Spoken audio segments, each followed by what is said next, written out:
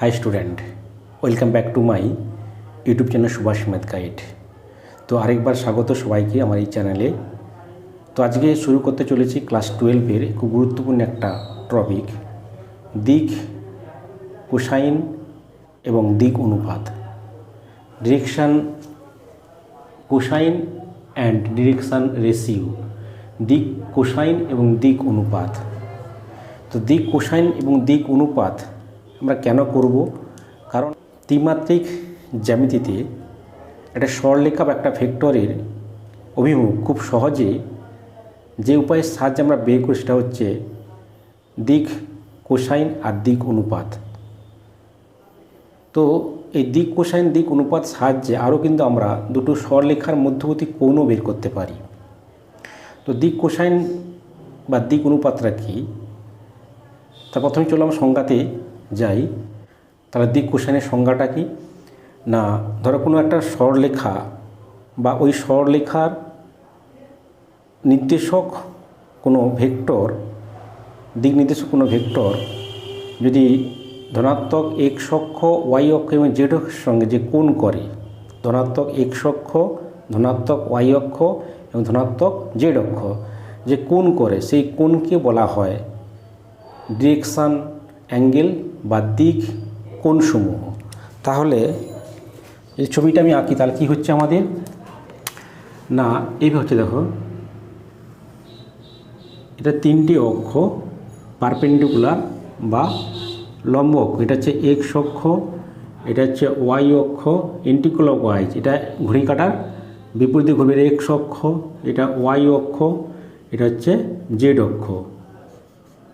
তাহলে এইভাবে কিন্তু এন্টিক্লক ওয়াইজ ঘড়ি কাটার বিপরীতে ঘুরছে তিনটে অক্ষ, ত্রিমাত্রিক স্থানাঙ্কে তিনটে অক্ষ, এটা অরিজিন বা মূলবিন্দু হইতে হয়। তাহলে একটা সরলরেখা ভাবো, একটা কিন্তু একটা ঘরের কিন্তু তিনটি যে দেওয়াল, মানে দুটো দেওয়াল এবং নিচে মেঝে, এই তিনটে প্রত্যেকে কিন্তু 90 ডিগ্রি, 90 পারপেন্ডিকুলার, এটা 90, এটাও 90 ডিগ্রি। ভাবো, এটা কিন্তু ভাবতে হবে, ছবি 2Dতে আঁকছি, এটা আমার 2 ডাইমেনশন পিকচার, কিন্তু এখানে আঁকা মনে হচ্ছে এটা কিন্তু যে 90 ডিগ্রি নয়, না, প্রত্যেকটা কিন্তু 90 ডিগ্রি। এক্সের সঙ্গে ওয়াই অক্ষে 90 ডিগ্রি, ওয়াইয়ের সঙ্গে জেডের 90 ডিগ্রি, আর জেডের সঙ্গে এক্স অক্ষ 90 ডিগ্রি। প্রত্যেকটা একটা ঘরের যে কোনো একটা কোণ মনে করতে পারো, যে একটা দুটো দেওয়াল এবং মেঝে, এই তিনটে যে স্থল, তিনটে যে সমতল, তার মাঝে যে তিনটে যে তলের যে সংযোগ রেখা, তিনটি রেখা, এই তিনটি রেখাকে এক্স অক্ষ, ওয়াই অক্ষ, জেড অক্ষ ভাবলে তাহলে তিনটের মধ্যে 90 ডিগ্রি কোণ উৎপন্ন করবে। এক্সের সঙ্গে X Y 90 degree, Y Z 90 degree, আর জেড এক্সের 90 ডিগ্রির মধ্যে কোণ, তিনটে অক্ষের মধ্যে কোণ। তাহলে এই তিনটি পারপেন্ডিকুলার অক্ষ, এক্স অক্ষ, ওয়াই অক্ষ, জেড অক্ষ, এই তিনটি পারপেন্ডিকুলার অক্ষের মধ্যে একটা সরলরেখা বা একটা ওই সরলরেখা দিক নির্দেশক কোনো ভেক্টর, যদি এই কোনটা সরলরেখা টানি, আমি একটা সরলরেখা টানলাম, একটা সরলরেখা, এটা কিন্তু এই সমতলে মনে হচ্ছে আছে না, এটা উপর দিকে এইভাবে আর রয়েছে, এইভাবে রয়েছে সরলরেখাটা। যদি সরলরেখাটা যে ধনাত্মক এক্স অক্ষে, মানে এই যে পজিটিভ এক্স, এর ধনাত্মক এক্স অক্ষ, এদিকে ধনাত্মক ঋণাত্মক এক্স এক্সিস আছে, এদিকে ধনাত্মক ওয়াই অক্ষ, এদিকে ঋণাত্মক এক্স এক্সিস আছে, ওয়াই এক্সিস আছে, এদিকে ধনাত্মক জেড অক্ষ, আর নিচের দিকে ঋণাত্মক জেড অ্যাক্সিস রয়েছে। তো একটা সরলরেখা, মানে একটা সরলরেখা ও পি বা ও কিছুটা মনে করলাম, ও আর মনে করলাম সরলরেখা, যদি ধনাত্মক এক্স অক্ষের সঙ্গে আলফা, ওয়াইয়ের সঙ্গে ধনাত্মক ওয়াইয়ের সঙ্গে বিটা, আর ধনাত্মক জেডের সঙ্গে গামা কোণ উৎপন্ন করে, তাহলে এই যে alpha, beta, gamma, alpha, beta আর গামা, এগুলোকে বলা হয় দিক কোণসমূহ, ডিরেকশান অ্যাঙ্গেল। এগুলো বলা হয় দিক কোণসমূহ বা বলা হয় ডিরেকশান অ্যাঙ্গেল। তাহলে কী বলে আবার বলছি, যে একটা সরলরেখা ধনাত্মক এক্স অক্ষের সঙ্গে আলফা, ধনাত্মক ওয়াইয়ের সঙ্গে বিটা, আর ধনাত্মক জেডের সঙ্গে জেড অক্ষের সঙ্গে যদি গামা কোণ করে, তাহলে এই আলফা, বিটা, গামাকে বলা হয় দিক কোণসমূহ। এবং এই যে আলফা, বিটা, গামা কোণ উৎপন্ন, এই যে কোসাইন, মানে কস আলফা, কস বিটা আর কস গামা, এগুলোকে বলা হয় ওই সরলরেখা বা এই ভেক্টরের দিক কোণসমূহ। এর নাম কি? দিক কোসাইন, এগুলো বলা হয় দিক কোসাইন, এটা দিক কোসাইন। তাহলে এই যে আলফা বিটা গামার যে কোসাইনের মানটা এগুলো বলা হয় দিক কোসাইন। এই দিক কোসাইনকে সাধারণত আমরা প্রকাশ করি কি না, দিক কোসাইনকে আমরা এল, এম আর এন, একটা সরলরেখা দিক কোসাইনকে আমরা কীভাবে প্রকাশ করি না, এল এম এন দিয়ে, এল এম আর এন দিয়ে প্রকাশ করি। তার মানে এল ইকুয়াল টু কী জানি, এল ইকুয়াল টু আমরা এটা দিক cosine cos alpha, M equal to cos gamma আর N equal to cos beta, M equal to cos beta আর N equal to cos gamma. তাহলে এই যে এদের মধ্যে সম্পর্ক আছে, এটা আমি পরে থিওরিম করাচ্ছি। তাহলে আমরা কি শিখলাম যে একটা সরলরেখা ধনাত্মক এক্স অক্ষ, ওয়াই অক্ষ এবং জেড অক্ষের সঙ্গে কোণ করে, সেই কোণকে বলা হয় ডিরেকশন অ্যাঙ্গেল বা দিক কোণসমূহ। এবং সেই কোণের যে কোষের মান, কোসাইন কোষের যে মানটা, cos alpha, cos beta, cos gamma, এগুলোকে বলা হয় ওই সরলরেখা বা ভেক্টরের দিক কোণসমূহ, দিক কোসাইন, এগুলো বলা দিক কোসাইন। সেগুলো আমরা সাধারণত এল এম দিয়ে প্রকাশ করি। তাহলে L equal to cos alpha, M equal to cos beta আর N equal to cos gamma. এবার ধরো একটা এক্স অক্ষ মনে করি, যদি এক্স অক্ষ মনে করি যে এটা এক্স অক্ষর দিক কোসাইন কত হবে, এক্স অক্ষে ধনাত্মক এক্স অক্ষের ধনাত্মক এক্স অক্ষ মনে করি আমি, তাহলে এই ধনাত্মক এক্স অক্ষের দিক কোসাইন কত হবে। তাহলে দিক কোসাইন মানে কি বললাম, যে ওই সরলরেখা বা ওই ভেক্টরটা যদি এক্স অক্ষের সঙ্গে আলফা বিটা গামা কোণ করে, তার যে কসের মানটাকে বলা হয় দিক কোসাইন। তাহলে এক্স অক্ষের সঙ্গে এক্স অক্ষ কি মান কত, 0 ডিগ্রি, তাহলে 0 ডিগ্রি হবে আলফার মানটা 0 ডিগ্রি। আর বিটা যদি বিটার মানে কি না, বিটা হচ্ছে ওয়াই অক্ষের সঙ্গে যে কোণ, এক্স অক্ষে যে কোণ করে সেটা কত 90 ডিগ্রি, তার মানে বিটার মানটা 90 ডিগ্রি। আর ওই এক্স অক্ষের সঙ্গে যে গামা, জেডের জেড যে কোণ, যা গামা বলা হয়, গামা মানে কি এক্স অক্ষের সঙ্গে জেড অক্ষের যে মধ্যবর্তী কোণ কত, 90 ডিগ্রি পারপেন্ডিকুলার, তার মানে এটা হচ্ছে 90 ডিগ্রি। তার মানে এক্স অক্ষের দিক কোসাইন বের করতে গেলে এক্স অক্ষের সঙ্গে 0 ডিগ্রি, এক্স অক্ষে ওয়াইয়ের সঙ্গে পজিটিভ ওয়াই এক্সের সঙ্গে কত 90 ডিগ্রি আর পজিটিভ জেডের সঙ্গে 90 ডিগ্রি।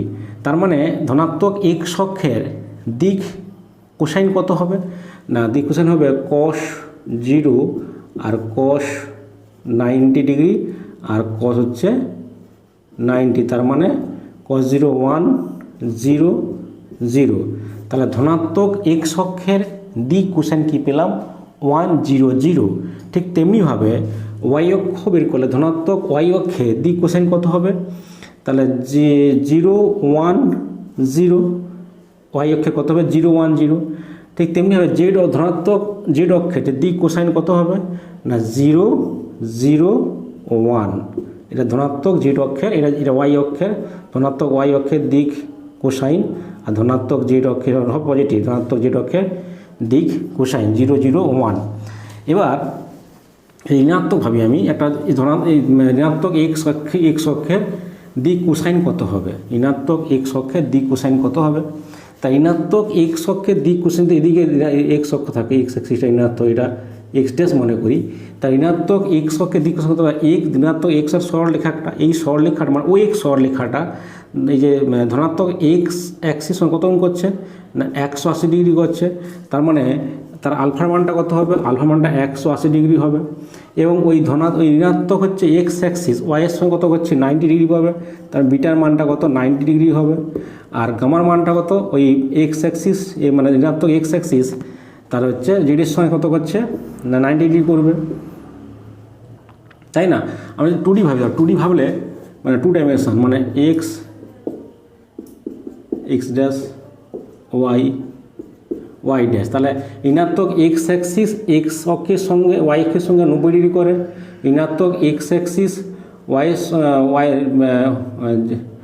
এক্স অ্যাক্সিসের সঙ্গে কত 180 ডিগ্রি করে। তো এটাই করলাম যে আমার ঋণাত্মক এক্স অ্যাক্সিস এক্স অক্ষের সঙ্গে 180 ডিগ্রি কোণ উৎপন্ন করে, তার মানে আলফার মানটা 180 ডিগ্রি। আর বিটা মানে কি, যে ওই ঋণাত্মক x axis positive y axis সঙ্গে যে কোণ করে সেটা বিটার মান কি 90 ডিগ্রি। আর গামাটা কি না ঋণাত্মক এক্স অ্যাক্সিস জেডের সঙ্গে যে কোণ করে ঋণাত্মক ধনাত্মক জেড অ্যাক্সিসের সঙ্গে যে কোণ করে সেটা হচ্ছে 90 ডিগ্রি। তার মানে 90 ডিগ্রি, তার মানে cos 180 ডিগ্রি আর cos 90 ডিগ্রি আর cos হচ্ছে 90 ডিগ্রি। তার ঋণাত্মক এক্স অ্যাক্সিস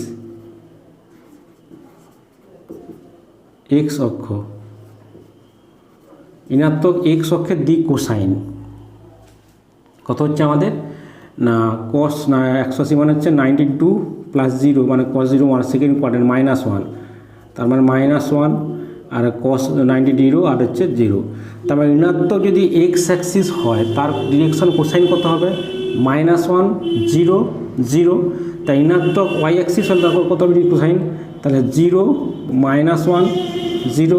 ঋণাত্মক জেড অ্যাক্সিস হলে তার কোথায় কত হবে ডি কোসাইন 0 0 -1। তার মানে ধনাত্মক কী পেলাম যে ধনাত্মক এক্স অ্যাক্সিস যদি হয় তার দিক কোসাইন পাবো 1 0 0, আর ঋণাত্মক হলে -1 0 0।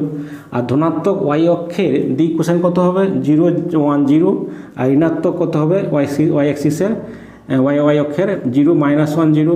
আর ধনাত্মক জেড অক্ষের দিক কোসাইন হবে 0 0 1, আর ঋণাত্মক জেড অ্যাক্সিসের জেড অক্ষের দিক কোসাইন 0 0 -1। এই যে দিক কোসাইনের সময়ের মধ্যে পারস্পরিক সম্পর্ক কি, এল এম আর এন এর মধ্যে কি সম্পর্ক আছে। তাহলে আমি একটা কি করলাম যে তিনটে অক্ষ আঁকলাম এক্স ও এক্স ও ওয়াই আর ও জেড, তিনটে পারপেন্ডিকুলার অক্ষ, 3 ডাইমেনশন পিকচার। এবার একটা বিন্দু এবং একটা যদি কোনো সরলরেখার দিক কোসাইন এল এম এন হয়, কোনো সরলরেখা বা কোনো ভেক্টরের যদি কোনো সরলরেখার দিক কোসাইন এল এম এন হয় এবং ওই সরলরেখার সমান্তরাল বা কোনো ভেক্টরের সমান্তরাল একটা সরলরেখা টানলাম, সেটা হচ্ছে ধরো ও, এখানে পি নাম দিলাম, পি বিন্দু, ওপি টানলাম, ওপি। এই ওপি হচ্ছে ওই ওপি যদি দিক কোসাইন যদি এলএমএন হয় তাহলে ওই ওপি সরলরেখাটা ধনাত্মক এক্স অক্ষের সঙ্গে আলফা কোণ করছে, এটা আলফা কোণ। ওই ওপি রেখাটা ধনাত্মক ওয়াইয়ের সঙ্গে বিটা কোণ আর জেডের সঙ্গে গামা কোণ করলে তাহলে ওই ওপি রেখার দিক কোসাইন কত হচ্ছে আমাদের এলএমএন যদি হয়, তাহলে এল ইকুয়াল টু কী লিখতে পারি কস আলফা, আর এম ইকুয়াল টু লিখতে পারি কস হচ্ছে গামা কস বিটা, আর এন সমান কস হচ্ছে গামা। এবং এই যে পি বিন্দু স্থানাঙ্ক ধরে নিচ্ছি আমি এক্স ওয়াই জেড, তাহলে এই পি বিন্দু স্থানাঙ্ক এক্স ওয়াই জেড যদি হয় তাহলে ও থেকে পি দূরত্ব কত হবে আমাদের না ও থেকে পি দূরত্ব ওপি সমান কত হবে না √, যে ও স্থানাঙ্ক 0 0 0 আর পি স্থানাঙ্ক এক্স ওয়াই জেড, তার মানে এক্স মাইনাস সূত্র ছিল আমাদের x - x1 - x2 whole square, মানে x - 0 whole square, y - 0 whole square আর z - 0 হোল স্কোয়ার। তারপরে কী পাচ্ছি আমরা, আচ্ছা ওপি স্কোয়ার করে দিচ্ছি, ওপি square equal two x² + y² + z²। এটা আমি একটা সমীকরণ পেলাম, মনে করো যে ও থেকে পি দূরত্ব ওপি সমান পেলাম কি না x² + y² + z²। এবার দেখা যায় পি বিন্দু স্থানাঙ্ক দেওয়া আছে, এক্স ওয়াই জেড। তাহলে আমি পি বিন্দু থেকে লম্ব টানলাম এক্স অক্ষের উপর। আমি যে 2D ভাবলে কী হয় যে 2D মনে করলাম এটা দুটো এক্স অক্ষ আর হচ্ছে এটা ওয়াই অক্ষ, একটা বিন্দু পি। তাহলে পি থেকে লম্ব টানলে ওই এক্স অক্ষের উপর, তাহলে এই দূরত্ব হচ্ছে আমাদের এক্স হয়, তাই না এক্স হয়। তাহলে এইখান থেকে আমি লম্ব টানলাম কার উপর এক্স অক্ষের উপর লম্ব টানলাম, তাহলে আমি এটা লম্ব টানলাম এইটা, আর ওয়াই কেবল লম্ব টানলাম এইটা, আর জেডের সঙ্গে লম্ব টানলাম আর এইটা। তাহলে এবার এক্স অক্ষের সঙ্গে কত গুণ করছে, এটা 90 ডিগ্রি হবে, লম্ব 90 ডিগ্রি, তার মানে এটা 90 ডিগ্রি। এটা ওয়াই জেডের উপর লম্বটা এটা 90 ডিগ্রি হচ্ছে, আর এটা হচ্ছে ওয়াই অক্ষের 90 ডিগ্রি। এবার এই যে এক্স মানে কি না, এইখান থেকে এই দূরত্বটা এক্স, তার মানে এইখান থেকে এটা এক্স, আর এইখান থেকে এটা হচ্ছে ওয়াই, আর এইখান থেকে এটা হচ্ছে ও জেড মানে জেড হচ্ছে এটা, ও থেকে এই বিন্দু এই পর্যন্ত এটা হচ্ছে এইখান থেকে এতটা এক্স, এতটা হচ্ছে ওয়াই, এতটা হচ্ছে আমার জেড। এবার যদি আমি ভাবি যে নাম দিচ্ছি, এখানে একটা নাম দিচ্ছি, এটা এ নাম দিলাম এ, এটা বি নাম দিলাম, এটা সি নাম দিলাম। তাহলে ও এ মানে এক্স, এ ও বা O equal to X, O B equal to Y, আর O Z O C equal to Z. যেহেতু পি এক্স ওয়াই জেড বিন্দু ছিল, এবার পি এ ও এটা কি ত্রিভুজ, সমকোণী ত্রিভুজ, 90 ডিগ্রি। তাহলে পি এ ও সমকোণী ত্রিভুজ হতে পাই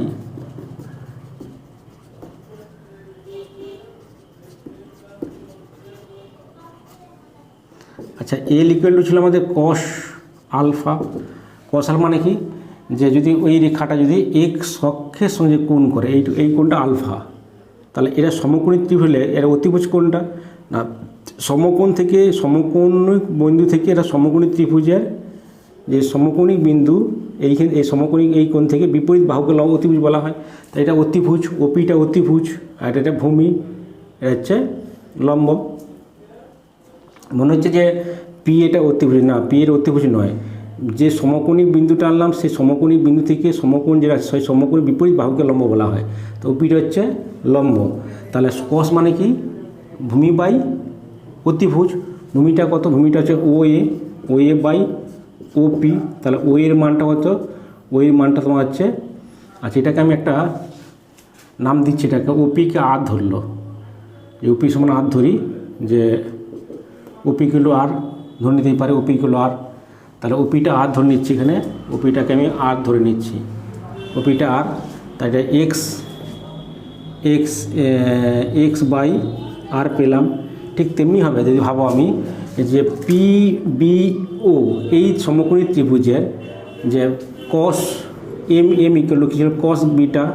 তাহলে কস বিটা মানে কত, কস মানে ভূমি বাই অতিভুজ। তাহলে এই যে এটা 90 ডিগ্রি, এটা হচ্ছে ওপিটা অতিভুজ, এটা হচ্ছে ভূমি, ওপিটা ভূমি, তার মানে ওয়াই বাই আর। তাহলে একইভাবে এই ত্রিভুজটি লিখতে পারি O C P C O এই সমকোণী ত্রিভুজ থেকে কী পেতে পারি না, পেতে n equal to cos gamma মানে কি, কস হচ্ছে ভূমি বাই অতিভুজ, তার মানে জেড বাই আর। এবার এই যে 1 নম্বরে বসে দিচ্ছি আমি এখানে, যে আর ইকুয়াল টু কী ছিল, x square plus y square plus z square. এইখান থেকে আমি একটা বের করে নিচ্ছি একটা, যেখান থেকে আমি কী পাচ্ছি, অতএব এক্স ইকুয়াল টু কী পাচ্ছি, এক্স ইকুয়াল টু এল আর পাচ্ছি। অতএব এইখান থেকে ওয়াই ইকুয়াল টু কী পাচ্ছি, এম আর পাচ্ছি। আর এইখান থেকে জেড ইকুয়াল টু কী পাচ্ছি না, এন আর পাচ্ছি। এবার এই 1 নম্বরে বসিয়ে দিই আমি, তাহলে সম্পর্কটা পেয়ে এক হইতে পাই, 1 নম্বর হতে পাই যে কী পাচ্ছি আমরা, যে আর ইকুয়াল টু এক্স এর মান কত, এল স্কোয়ার, এল আর এর হোল স্কোয়ার, আর এল আর এর হোল স্কোয়ার প্লাস ওয়াইয়ের মান কত, এম আর এর হোল স্কোয়ার, আর জেড এর মান কত, এন আর এর হোল স্কোয়ার। তার মানে এল স্কোয়ার, যেখানে এল স্কোয়ার আর স্কোয়ার, এটা আর স্কোয়ার ছিল, ওপিটা আর হলে এটা আর স্কোয়ার হবে, ওপিটা আর হলে আর স্কোয়ার, এটা আর স্কোয়ার, এল স্কোয়ার আর স্কোয়ার প্লাস এম স্কোয়ার আর স্কোয়ার আর এন স্কোয়ার আর স্কোয়ার। তাহলে এখানে আর স্কোয়ার ছিল, আর স্কোয়ার বাদ দিলে কী হচ্ছে আমাদের, যে L square plus M square plus N square, L square plus M square plus N square, আর স্কোয়ার বাদ দিলে কত হচ্ছে আমাদের, এটা 1। এইটি তোমাকে মনে রাখতে অবশ্যই হবে। যদি প্রমাণটা করতে পারো খুব ভালো, নাহলে এই সূত্রটা তোমার মনে রাখতে হবে, যে L square plus M square plus N square equal to কী পেলাম না 1। এইটি তোমাকে মনে রাখতে হবে, যে cos square alpha plus cos square beta, আমরা কী পেলাম, এল এর মানটা কস, তাহলে cos square alpha plus cos square beta plus cos square gamma equal to 1। এই তিনটে দিক কোসাইনের স্কোয়ারের যোগফল 1 হয়, এটা আমাকে তাহলে আমরা কি শিখলাম যে একটা সরলরেখা বা একটা ভেক্টরের দিক কোসাইন শিখলাম যে একটা সরলরেখা বা ভেক্টর যদি একটা সরলরেখা এক্স অক্ষের সঙ্গে আলফা বিটা গামা কোণ করে তাহলে তার কস আলফা কস বিটা কস গামাকে বলা হয় দিক কোসাইন। এবং সেই সম্পর্কিত যে L M N, L equal to cos alpha, M equal to cos beta আর N equal to cos gamma, এবং এল এম এন এই তিনটের মধ্যে সম্পর্ক পেলাম যে L square plus M square plus N square equal to 1, that is cos square alpha plus cos square beta plus cos square gamma equal to 1। এটা আমরা আজকে শিখলাম। তাহলে পরের ক্লাস তোমার সবার দেখা হবে। আর যারা এই চ্যানেলটি সাবস্ক্রাইব করোনি, অনেকেই সাবস্ক্রাইব করে নিয়েছো, যারা এখনও করোনি তারা এই ধরনের ভিডিও পাওয়ার জন্য চ্যানেলটি সাবস্ক্রাইব করে নাও, তার সঙ্গে পাশে থাকা বেল আইকন প্রেস করে যাতে করে পরবর্তী ভিডিওর নোটিফিকেশন তোমরা সবার আগে সর্বপ্রথমে দেখতে পারো।